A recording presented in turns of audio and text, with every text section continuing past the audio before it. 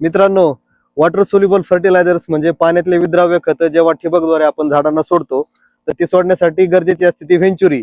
पण बरेचसे शेतकरी आपल्याकडचे व्हेंचुरी वापरत नाहीत आणि व्हेंचुरी न वापरता तरी पण ते जो वॉटर सोल्युबल फर्टिलायझर असतील ते झाडाला देतात. तर ते कसे देतात त्याचा जो जुगाड आहे तो जुगाड ऍक्च्युली मी तुम्हाला आता दाखवणार आहे. त्याचा हा जुगाड नवीन नाहीये, हा जुगाड जुना आहे आणि खूप सगळे शेतकरी तो वापरतात. तरी पण बऱ्याच जणांना माहित नाही, नवीन शेतकऱ्यांना वगैरे, त्यांच्यासाठी मी हा व्हिडिओ दाखवते.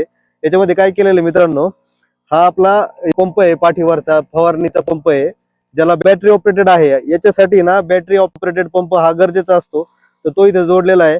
पंपाचा जो जिथून स्प्रेइंग होते ना, तो जो नोझल असतो, नोझलच्या अलीकडचा पाईप आहे ना, हा फिल्टर नंतर हा जो वॉल लागलेला आहे जिथून पाणी पुढे ठिबकद्वारे पुढे जातं, तर तिथे एक पाईप काढलेला आहे आणि तिथं हा एक कनेक्शन देऊन 16 mm च्या पाईपाचा पाईप जोडलाय. ह्या पंपामध्ये जे पण फर्टिलायझर आपण पाण्यामध्ये विरघळून ठेवलेलं आहे ते याच्यामध्ये आपण टाकतो, पंप चालू करतो आणि ज्यावेळेस पाणी चालू आहे झाडांना, तर ह्या पद्धतीने आपण संपूर्ण झाडांना पाणी देतो.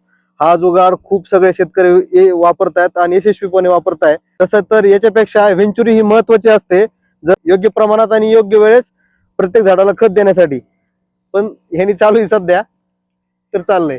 आणि हा जुगाड आता आपला जुना जुगाड आहे. आता आपण ज्यावेळेस नवीन पुढल्या बागा डेव्हलप करणार आहेत आणि आपल्या झाल्या विहिरी जवळच हे सगळं सेटअप पूर्ण करणार आहेत, त्यावेळेस आपण नक्की व्हेंचुरी बसवणार आहेत.